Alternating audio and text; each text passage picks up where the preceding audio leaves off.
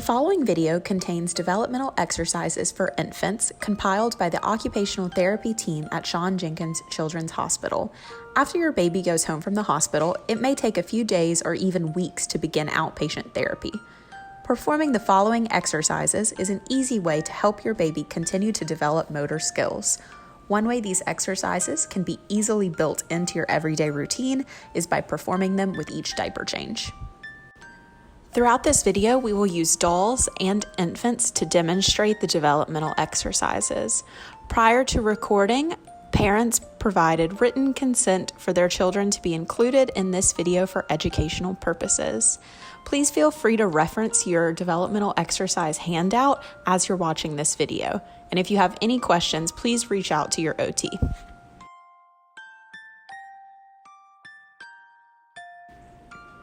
We begin our developmental exercises with neck stretches. For neck stretches, you want to start with rotation in each direction. Often children develop a preference of keeping their head towards one direction, so pay attention to this when they are in their car seat, crib, or laying flat. You want to encourage that they turn their head in both directions. As you can see, if your baby is more difficult to turn their head in one direction, try soothing with the pacifier or gentle shushing. After the rotation, you'll bring your baby's head back to midline and do side bending. For this, you're slowly bending the child's head to either the left or the right so that the ear is coming towards the shoulder. Then you can apply some downward pressure gently to the opposite shoulder.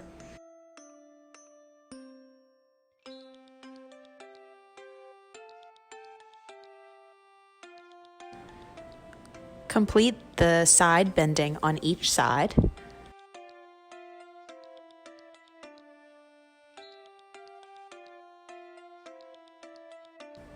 Then from here, you can go into rotation, and you'll most likely find that it's easier to rotate your child's head following the side bending stretches.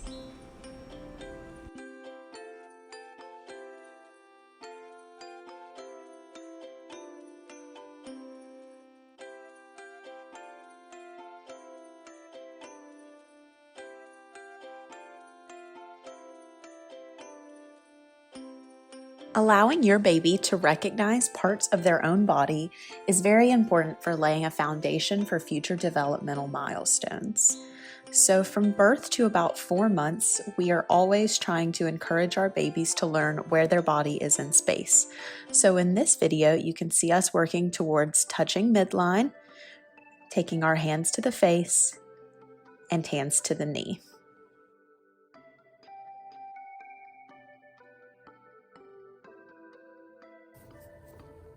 Okay, so with your baby lying on their back, you're going to grab with the middle of your index and your thumb back in here under their knees on both sides.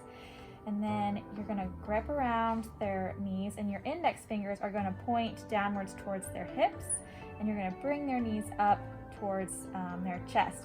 And what your babies will do is they will kind of thrust their hips upwards like that.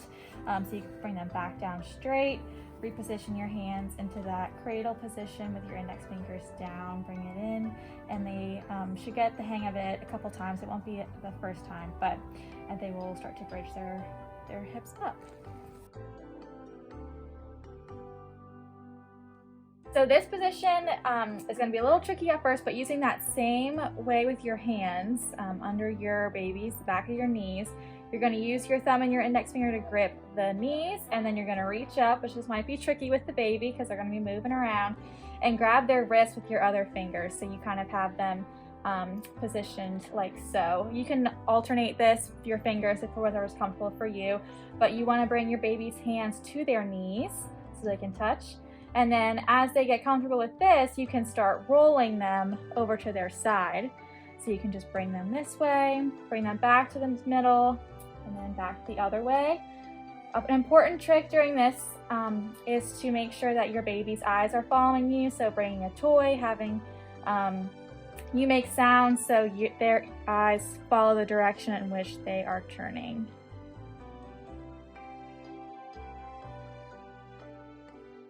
So we are going to move our baby into sitting, but through their side. So we call this position the baby CPR. So new parents, you may learn this is where your hands will go in the event of CPR.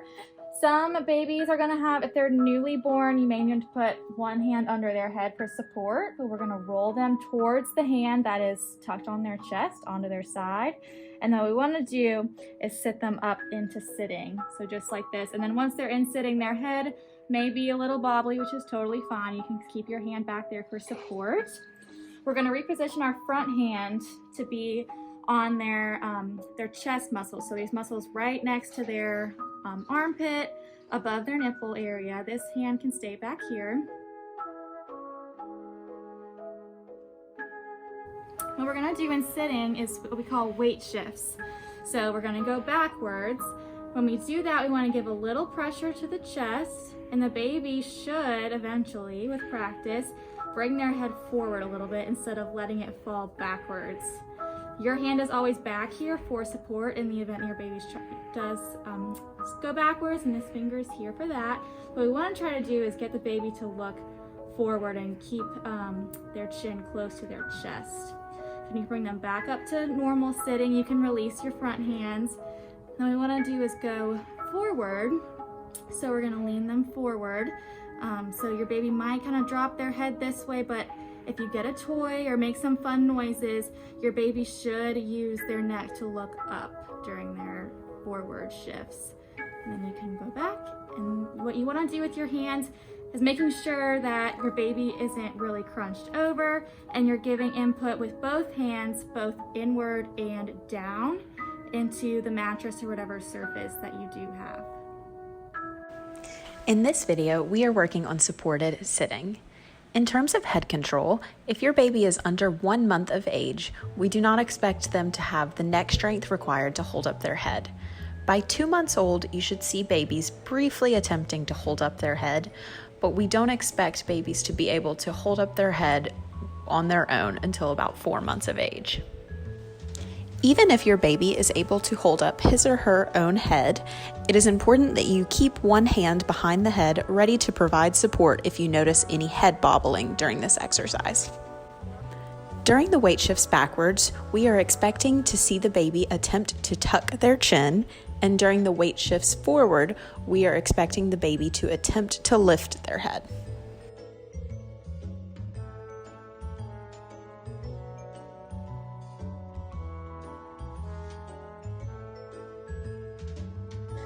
Visual tracking is the ability to follow a moving object with the eyes. Your baby can demonstrate tracking at only a few weeks of age if the object is held at the right distance. As a newborn, the ideal distance is 8 to 12 inches. Your infant will be able to better track objects that are bright or high contrast colors. You'll begin by holding a simple toy about 9 inches away from your baby's eyes. If your baby is less than 3 months old, you'll want to start with the object to the side and move towards the middle. At this age, infants see objects more clearly to the side as opposed to in front of them. You want to wait for the baby's eyes to locate the object. If you need to shake or make noise to capture their attention, you can do this. Then you will slowly move the object from left to right and allow your infant to track the object. Don't move the object too quickly or they might lose focus.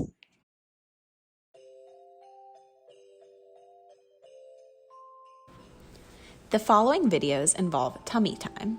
Just a few minutes a day of tummy time can prevent early motor delays. Tummy time helps develop the muscles in the back, neck, and trunk, enabling your baby to meet developmental milestones.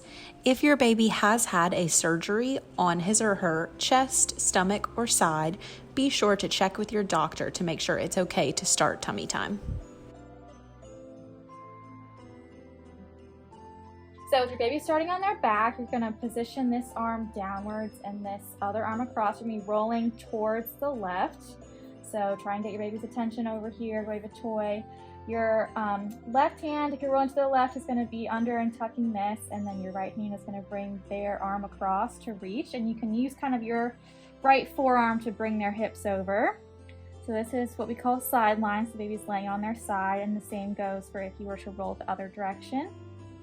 And then This is a good way to start rolling all the way to the tummy. So you could tuck this left arm again. You're gonna reach your right arm across, bring the left or the right leg over, and then your left arm is gonna stay underneath your baby's chest just temporarily for you to lift their head up and to the side.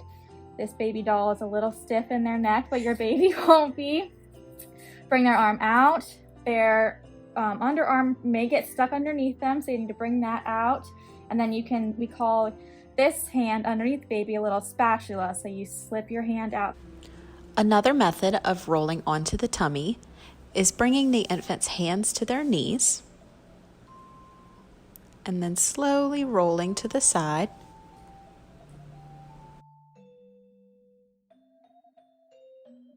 If the baby starts to get fussy, you don't want to start rolling yet. You want to make sure that your baby is calm before placing in tummy time. You'll move your hands into position and then roll onto the belly. As soon as the baby is on their belly, you can give them their pacifier. Once your baby is on their belly, you can bring your hands down to their lower back or bottom to bring their weight back and take pressure off of their head.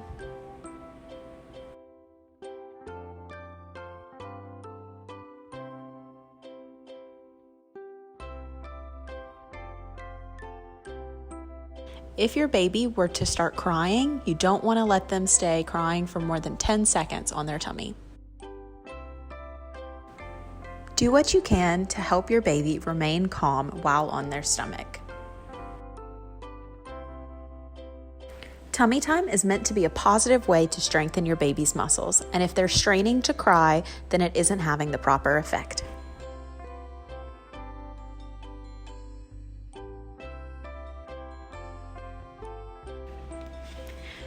As you can see, this baby has her head turned to the right and has her right knee bent. This is probably a more comfortable position for her. So if you want to turn her head to the left, you'll need to straighten out her right leg. We'll take the passy out of her mouth to make sure that it isn't a choking hazard during the head turn. We'll keep one hand on her back and we'll use our other hand to turn her head towards the left. You can see that we can bring her left leg up to allow for more comfort now that her head is to the left. You can use your baby's pacifier to stimulate what we call their rooting reflex. This will allow them to turn their head towards the pacifier.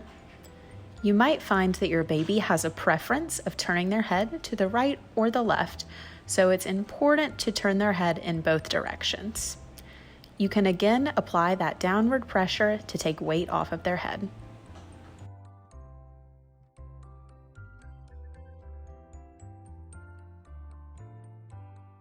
So with your baby on their bellies, you're going to roll them this back way. It doesn't matter which way you roll them out of this position, but this is most comfortable right now. So we're going to tuck this arm kind of under on their chest. This forearm is going to be right on their hips.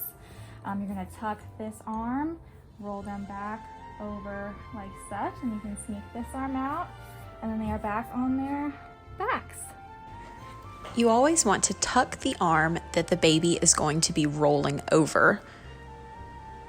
You'll then stabilize the head and have one hand on the chest as you're rolling over.